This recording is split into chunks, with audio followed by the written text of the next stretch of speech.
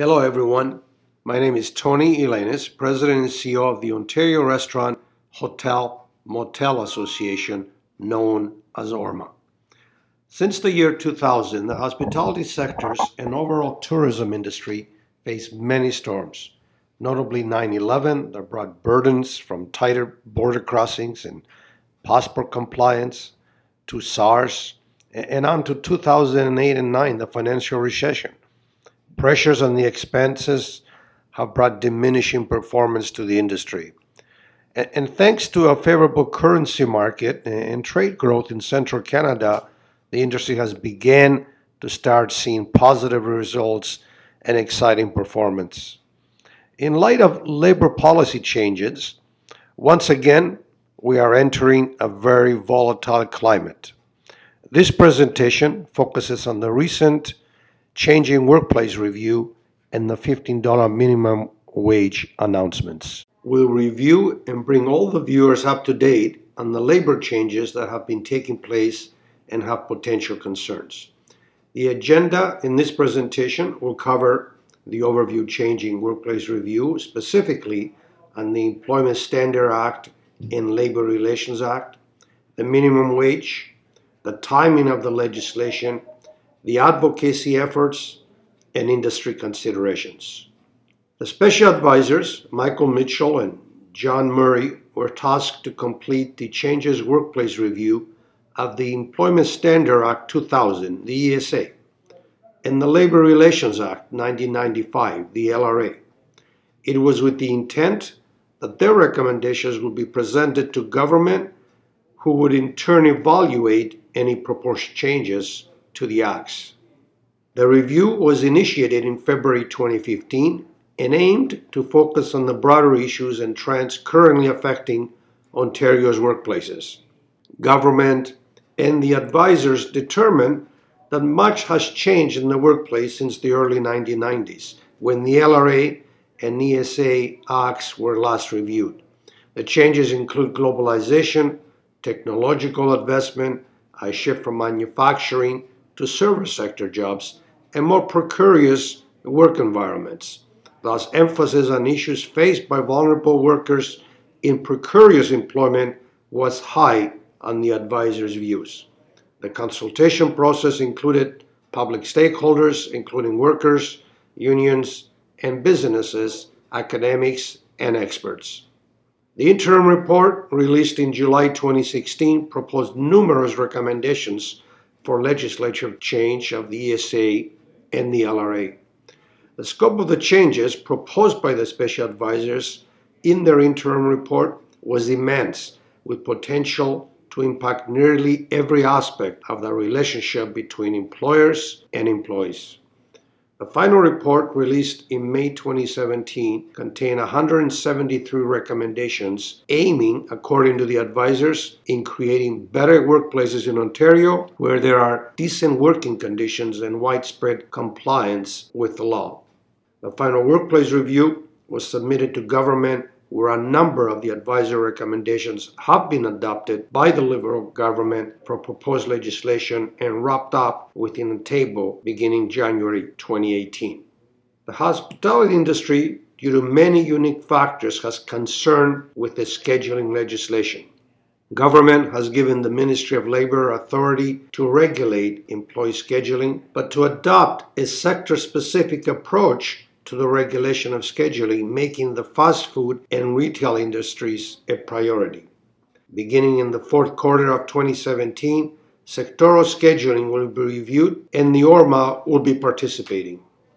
Relating to the topic of scheduling, employees following 3 months of service are to be given a right to request changes and flexibility to their schedules on an annual basis, including the right of requesting schedule or work location changes, amending the 3-hour reporting rule to require payment at the regular rate of pay, allowing the employee right to refuse a shift without reprisal if there is less than 4 days work notice provided by the employee, and provide 3 hours pay at the regular rate if a shift is canceled within 48 hours and its scheduled start, a very concerning item that ORHMA will call for an exemption listing specific uncontrollable reasons in the upcoming sectoral specific meetings.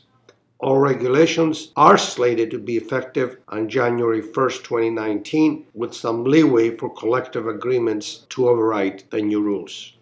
Related to the topic of scheduling and included in the proposed regulations, there is a change to employee call-in and on-call pay.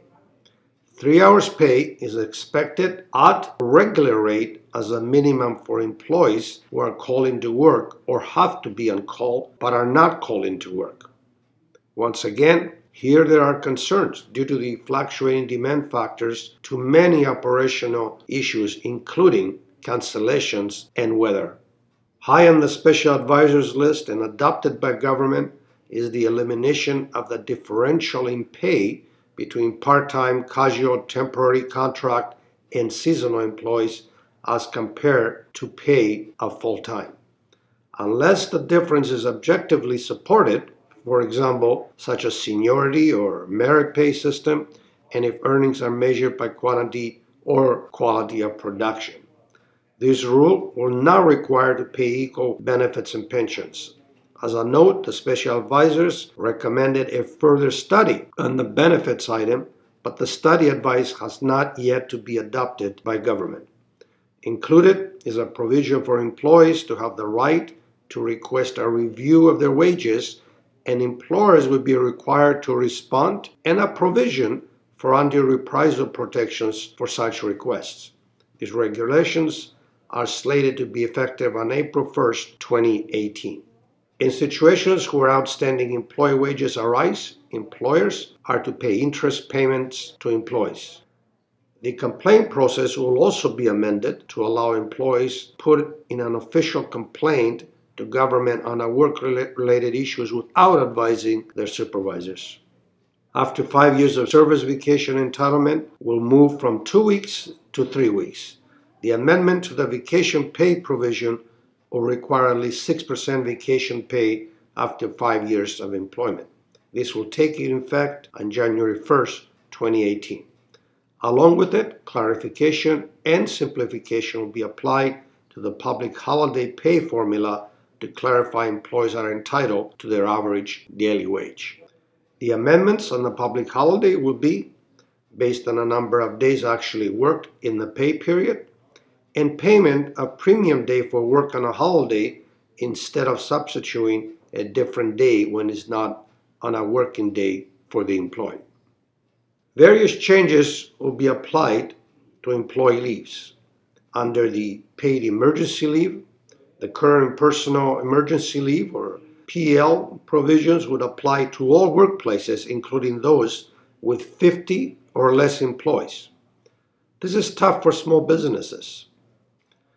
The current entitlement of 10 PL days per year will be maintained, but added are 2 paid PL days along with expanded coverage to add domestic or sexual violence or the threat of such violence. Under protected leaves, there will be changes that will occur. Expand the current 8 weeks in a 26-week period provision to 27 weeks in a 52-week period, and expand the provision for protected leave of a child due to crime related from 52 to 104 weeks, and to include any type of death of a child. Alarming is a change to physical notes for absences. The employers will be prohibited from requesting a sick note from an employee taking PL day. ORHMA believes this will create abuse in the workplace that will impact the operation, specifically other employee scheduling, and will raise this as a concern in upcoming committee meetings. Employee leave changes are slated to be effective on January 1st, 2018. There are independent contractors who continually work in the same workplace, doing the same job as a presumed employee, and contracts renewed year after year. The special advisors recommended a change, and in turn, government has set provisions to increase penalties for misclassifying employees as independent contractors. The government has also amended the regulations to allow electronic agreements in employer-employee arrangements. The special advisors in their report did not recommend changes to managerial and supervisory salary employees, but noted there should be an improved definition of these positions to better define their tasks as it relates to overtime exemption. They did point out to a U.S. model. A review is slated starting in the fourth quarter of 2017. The recommendations presented, if implemented, will result in a more traditional law enforcement agency and less an agency involved in customer service. Business will expect audit scrutiny and enforcement to achieve ESA compliance. The change will be more similar to the safety enforcement model. ORHMA believes that a risk-based enforcement and education model is more effective and has more merits in ensuring that resources are applied to address the issues where they are needed to be addressed. The Ministry of Labor's enforcement compliance will be supported by the hiring of up to 175 new employment standards enforcement officers, and in addition, there are provisions for an improved wage collection and the authority to publish data to the public of those in contravention. Changes with penalties will see increase to maximum fines under the Labor Relations Act from the current $2,000 to $5,000 for individual, and from the current $25,000 to $100,000 for organizations. And yes, there were ESA recommendations made by the special advisors that were not adopted by government. The key ones are: not included is the elimination of the student and liquor service minimum wage exemptions, but a need to state that all exemptions will still be in review. Not included is the amendment of the current exemption of overtime for managers and supervisors. As stated earlier, these will be under review. Not included is obtaining employee group consent to work overtime through a secret ballot vote, if appropriate for that sector. Not included is the addition of the term dependent contractor as defined in the LRA has not been defined as employee under the ESA. Not included, a highly concerned of a joint employer or provisions that specifically target the franchise industry or franchise business model that had the potential to seriously damage a franchise business. The Labor Relations Act changes have made it easier to start a union and have given protection to employees during the event of strikes. There are more powers given to the Labor Board for remedial certification about finding employer engaging in misconduct. On first contract arbitration, it will be faster with access to intensive mediation process. A highly concern is that the employee contact information are given by the employer to the union upon reaching 20% employee support. In addition, electronic and telephone voting will be allowed. Not related to the hospitality sector, card-based certification will become law for the building services sector, temporary help agency, home care and community service industries. This translates to no vote requirement, highly concerning as it's setting a precedent. More powers to the Ontario Labour Board will also be able to change the structure of bargaining units within a single employer upon finding existing bargaining units are no longer appropriate for collective bargaining, and able to consolidate newly certified bargaining units with other existing bargaining units under a single employer when those units are represented by the same bargaining agent. Changes in the LRA will also extend successor rights when retendering of building services contract and permit government to designate a similar rule for other publicly funded contracted services. Additional protection to employee rights under the LRA include the elimination of the 6 months limit upon return to work during a lawful strike, require reinstatement of employees at the conclusion of a legal strike or lockout, those conditions. Just cause protection extended to the time when no collective agreement is in operation following certification and following the parties being in a lockout legal strike position. Key advisor LRA recommendations not adopted by government include the ability to form a union among same brand franchisee employees. It was a very, very high concern item. And CARB-based certification for all businesses, both very alarming and damaging if it was initiated for all industries. On May 30th, Premier Wynne announced a 32% increase of minimum wage over an 18-month period. The $15 per hour minimum wage, along with other new labor policies, slam Ontario's hospitality industry at a time where small business and restaurants operate on a razor-thin margins. In 2014, stemming from a recommendation made by the province's Commission Minimum Wage Panel, the government legislated an annual minimum wage increase according to inflation or consumer price index called CPI. The Minimum Wage Panel, through a consultation process with many stakeholders, including employee and business groups, determined the annual CPI increases are the best direction on minimum wage. The ESA and LRA Workplace Review specified that minimum wage was not part of the review. The senior advisors authoring the Workplace Review stated throughout the completion of the report that minimum wage was not their mandate. Premier Wynne herself was quoted as stating that minimum wage changes were not considered. The Minister of Labor, Kevin Flynn, weeks prior to the announcement, strongly stated that the $15 minimum wage was not considered. There is simply one reason the short-term announcement of the $15 minimum wage came out, and that is due to political intentions. Current minimum wage for most employees is $11.40 per hour. It will be increased to $14 per hour on January 1st, 2018, then $15 per hour on January 1st, 2019. Students currently at $10.70 will see proportionate percent increases, as well as liquor servers, who currently are at $9.90, will proportionally see increases. This slide illustrates the current and future proposed increases. The changes to the ESA and LRA, along with the proposed minimum wage increases, have been passed through Bill 148, labeled Fair Workplaces, Better Jobs Act 2017.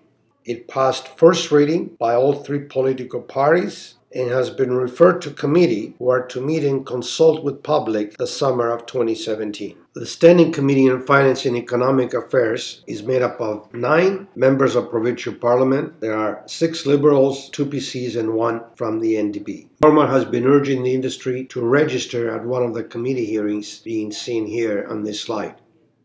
The registration details are listed on this slide.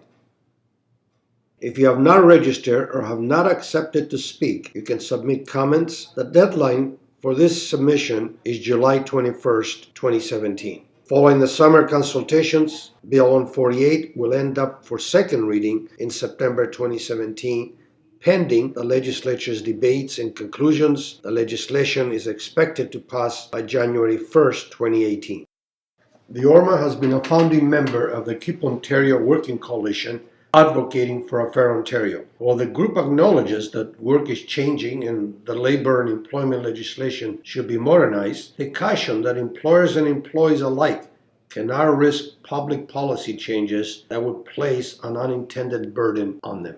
Following numerous calls on the Wynne government to complete an economic impact study on the effects of Bill 48, the government has turned a deaf ear. The Keep Ontario Working Coalition is moving ahead with an independent impact study slated to be completed this summer. The ORHMA has narrowed down the concerns within the hospitality industry and its unique challenges.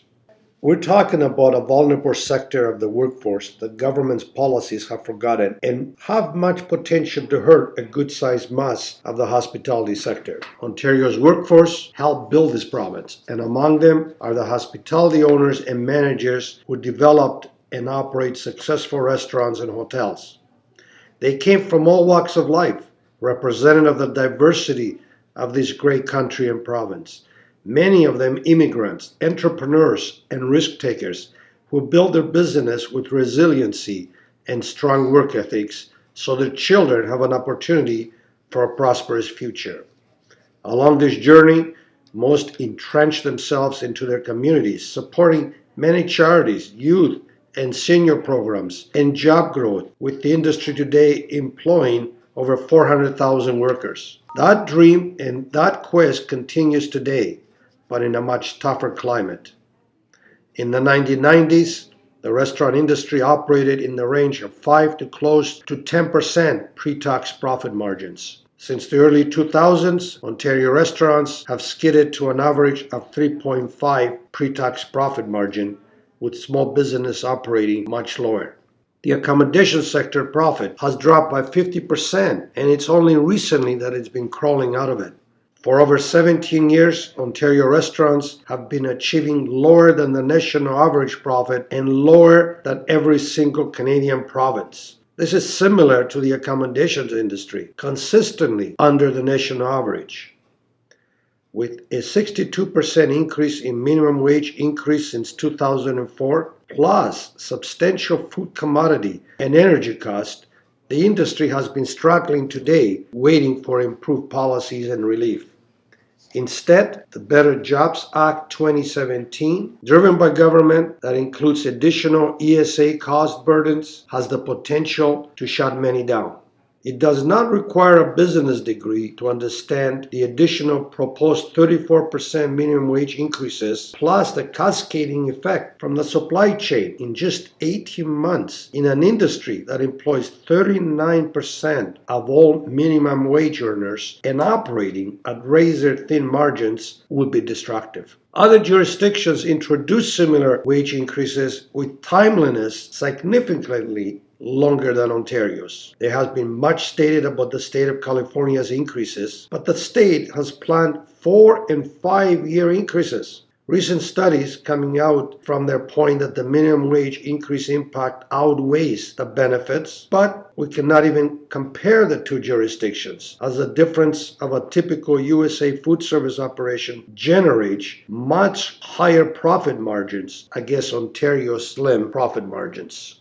In 2014, the ORHMA supported the minimum wage panel's recommendation of an annual CPI increase. The legislation that followed set up a 5-year path for business to plan. It was a workable, predictable decision. The 2017 announcement came as a shock.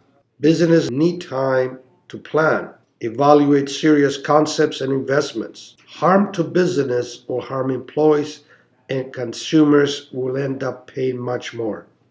I would ask that political stripes are taken away and not making political decisions, but fair decisions to support the vulnerable hospitality employers so they can support economic growth and job hiring. This is not about wanting to pay a higher minimum wage. ORHMA calls for government to adopt a longer-term plan.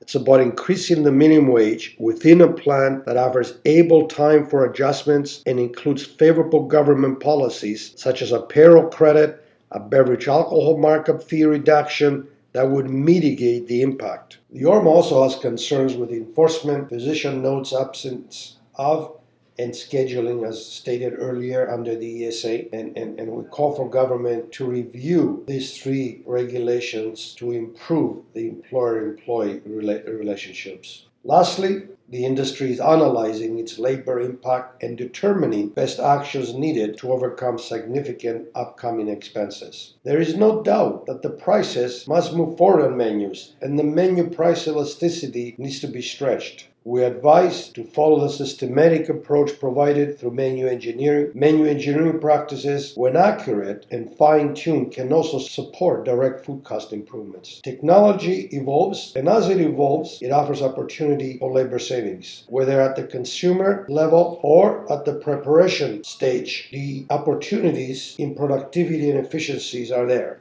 The ORHMA will be supporting and updating the industry in this area through its communication channels in the upcoming months. Included, we will also focus on workplace concept flow and operational concepts that support labor efficiencies. Although it is not be applicable to all, an opportunity to streamline your payroll inequity does exist for those that see it as a fit through Bill 12, Protecting the Employees Tips Act 2015, known as the Gratuity Bill, that came into law in June 2016.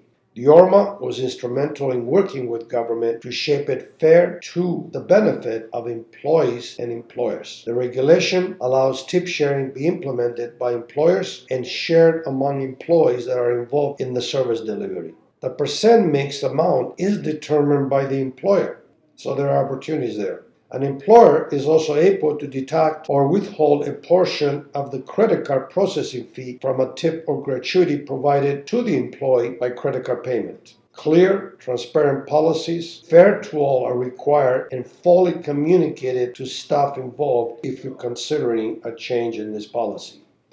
For more information on any items listed here, please contact ORHMA for support.